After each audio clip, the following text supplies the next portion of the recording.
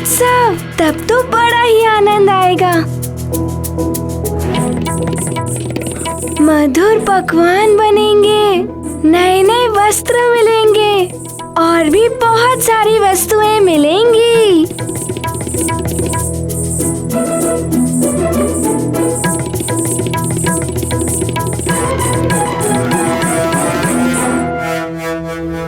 चलो चलो, इस उत्सव को भव्य होना चाहिए। बहुत सारे कार्य करने हैं, चलें? हाँ हाँ, हनुमान को भी बहुत सारे कार्य करने हैं।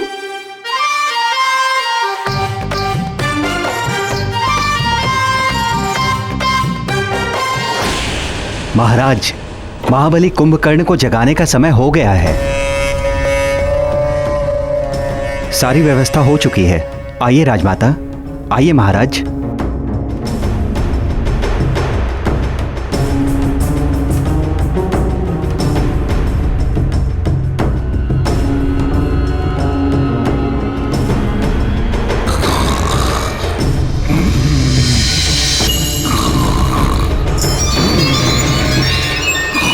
सेवकों, समय हो गया है। कुंभकर्ण को जगाने की प्रक्रिया आरंभ करो।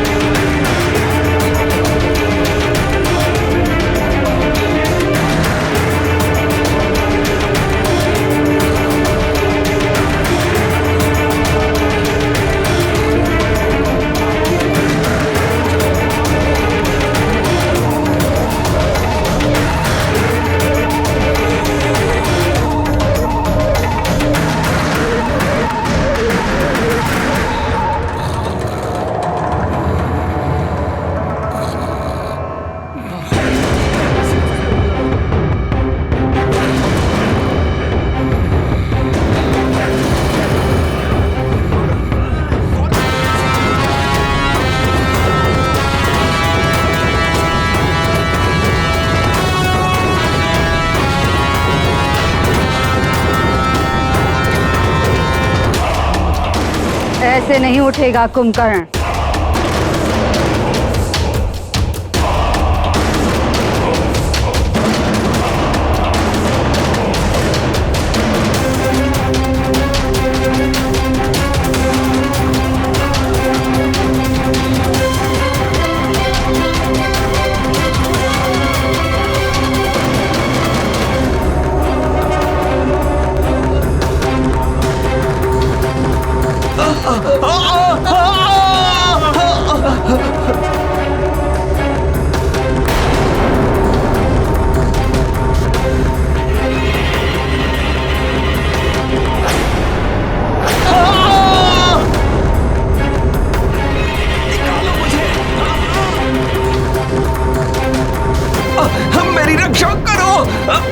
इस तरह तो सेवक और सेविकाएं तो मृत्यु के मुख में चले जाएंगे। हाँ भाभीश्री, किंतु हम कर भी क्या सकते हैं?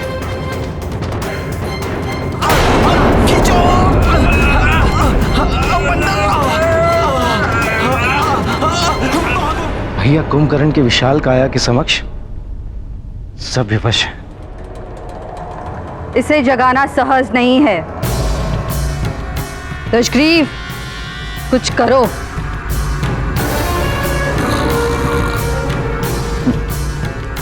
एक उपाय है माता।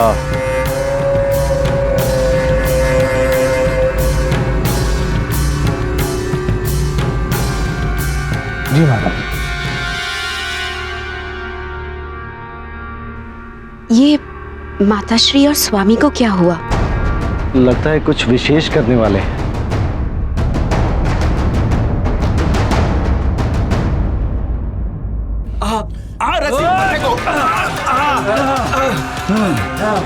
खींचो खींचो खींचो उधर से।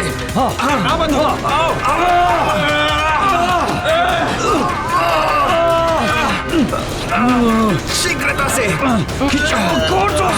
माता, कुंभकर्ण को जगाने के लिए इससे अच्छा कोई और उपाय नहीं है। आशा तो यही है कि ये उपाय काम कर जाएगा।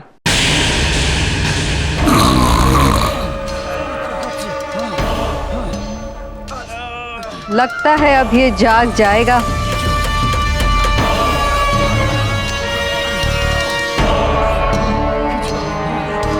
सेवकों, कुंभकर्ण की नासिका के और समीप लेके जाओ भोजन को। जैसे ही इसकी भूख जागेगी, ये भी जाग जाएगा।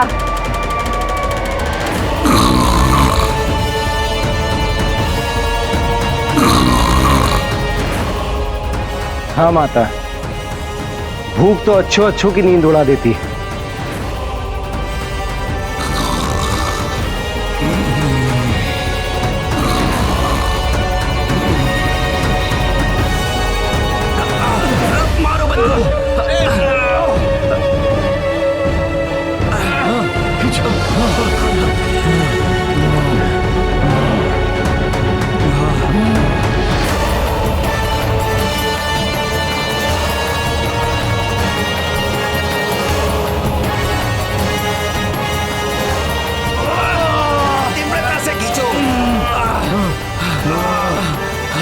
ये भोजन की सुगंध इसके नाकों तक जानी चाहिए।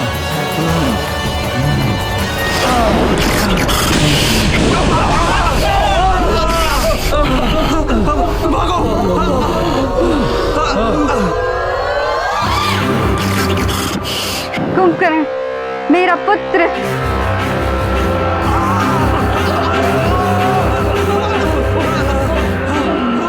दशग्रीव, तुम्हारी युक्ति काम कर ही गई।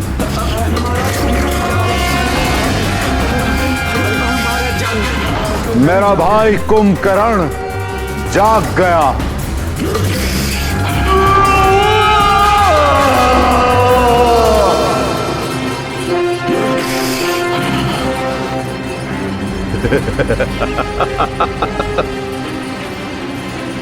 भोजन प्रिय भोजन, आज कितने माह बाद तुम्हें मैं ग्रहण करूंगा।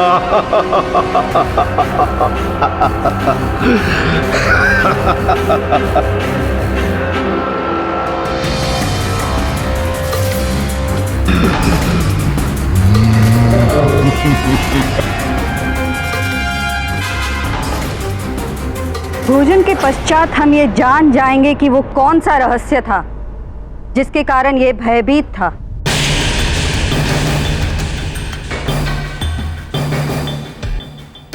जिसे जानने के लिए हम 6 माह से प्रतीक्षा कर रहे हैं।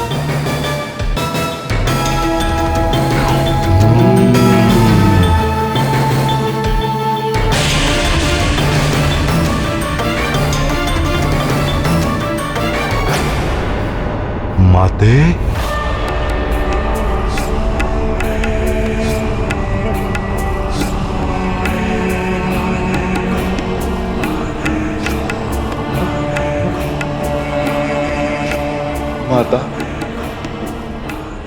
माता श्री का क्या होगा?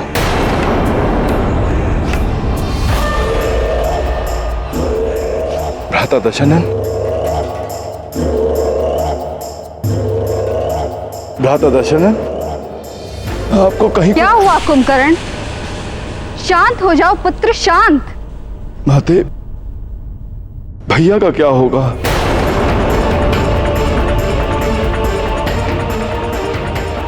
भैया दशानन, आपका क्या होगा भैया?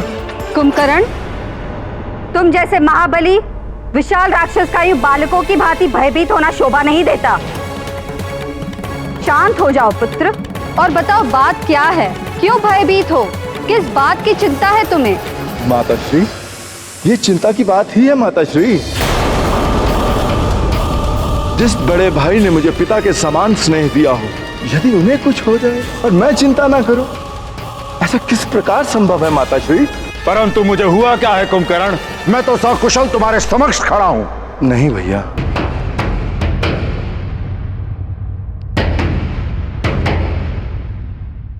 वो क्या है कि मैं आपको बताता हूं बड़े भैया। पिछली बार 6 माह पूर्व जब मैं जागा था, तब आप तो थे नहीं बड़े भैया। तब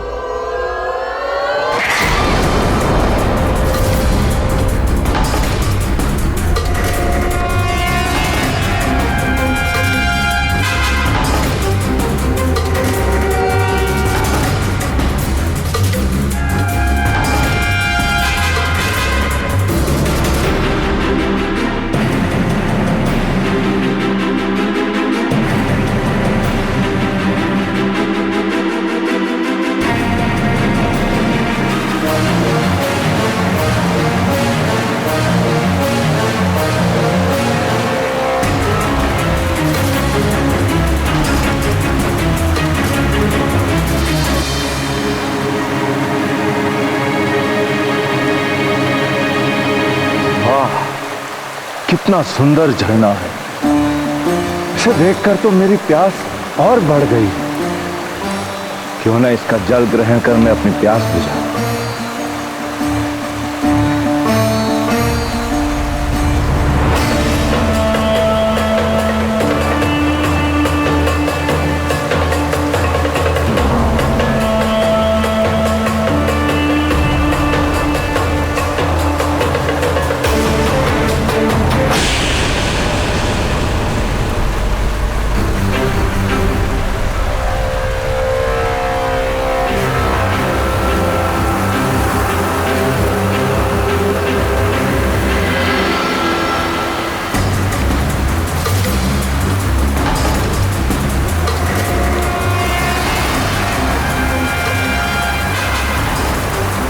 नारायण नारायण।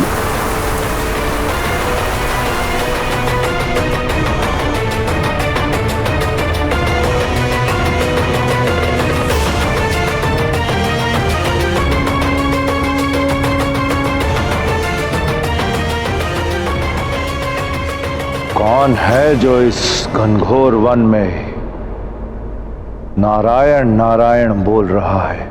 कुंभकर्ण।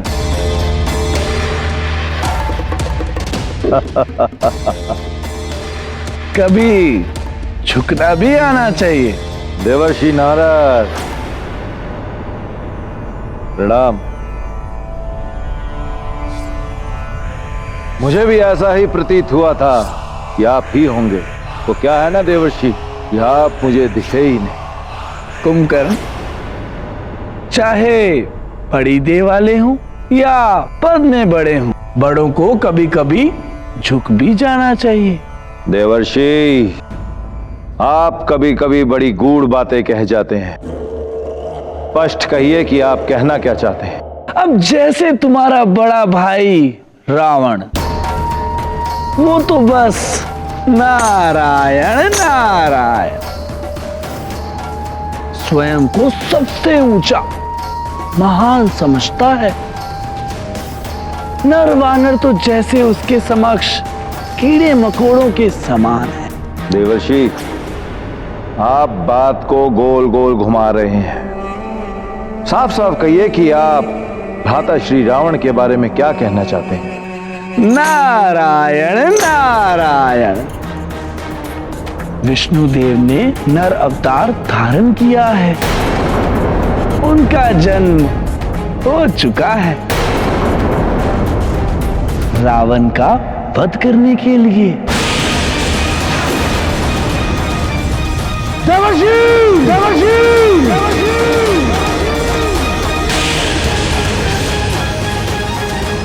ये क्या कह रहे हैं आप? कहां लिया है विष्णु ने अवतार? बताइए मुझे।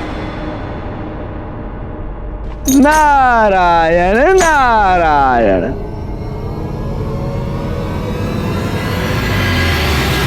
देवर्षि, मेरे प्रश्न का उत्तर दीजिए देवर्षि।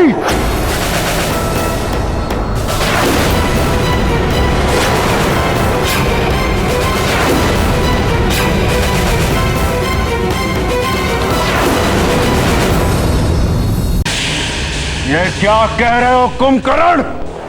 वो छलिया विष्णु नर अवतार में? हाँ भैया, और आप भी तो इस बात से भली भांति परिचित हैं कि उस विष्णु के कारण हमारे असुर वंश के कितने महावीर, हिरणाक्ष, हिरण्यकश्यप और न जाने कितने ही महाबलियों का अंत हुआ है। विष्णु का नर अवतार और सुमेरु में सूर्य निगलने वाला वो वानर। केवल नर और वानरों से ही मेरे पुत्र को खतरा है। अब क्या होगा भैया दशनंद? कुछ नहीं होगा पुत्र, हम है ना। माताश्री, मेरा किसी भी कार्य में मन नहीं लग रहा, तो ना ही मेरा भोजन करने का भी जी करता। बस मुझे एक ही चिंता सताए जा रही, क्या होगा हमारी इस लंका का, क्या होगा हम सबका भैया?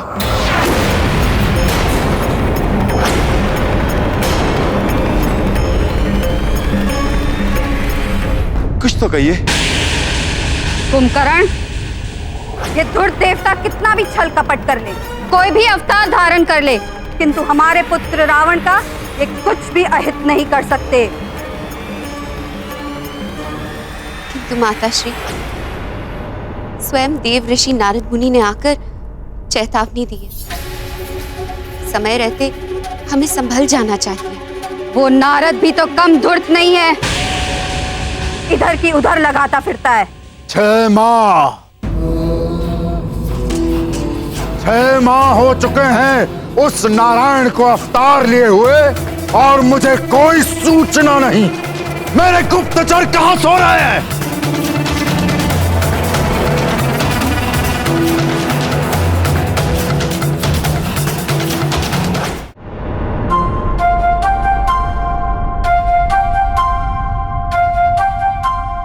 मित्र मारुति, वो मैं कह रहा था। हाँ?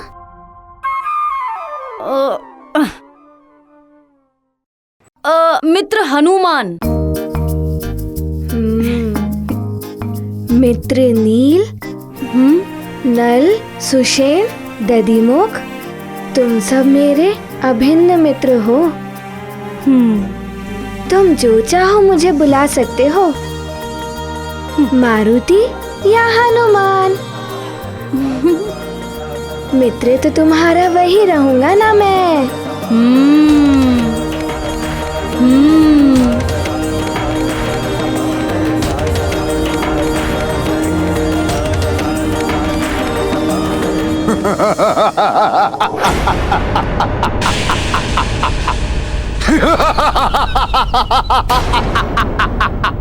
ये भैया को क्या हो गया? इतना गंभीर विषय है, फिर भी हंस रहे हैं। सच में हमें कोई मार सकता है।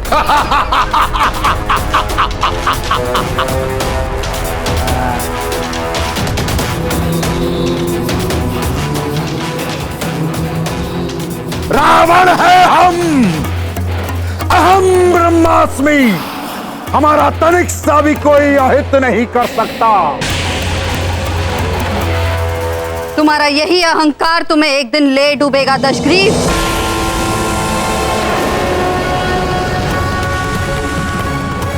शक्तिशाली होने का अर्थ ये नहीं होता कि तुम सावधान न रहो। एक विशाल वृक्ष को भी छोटा सा दीमक खोखला कर देता है और एक दिन वही विशाल वृक्ष धाराशाही हो जाता है। राक्षस कुल के उत्थान के लिए मैंने क्या क्या नहीं किया।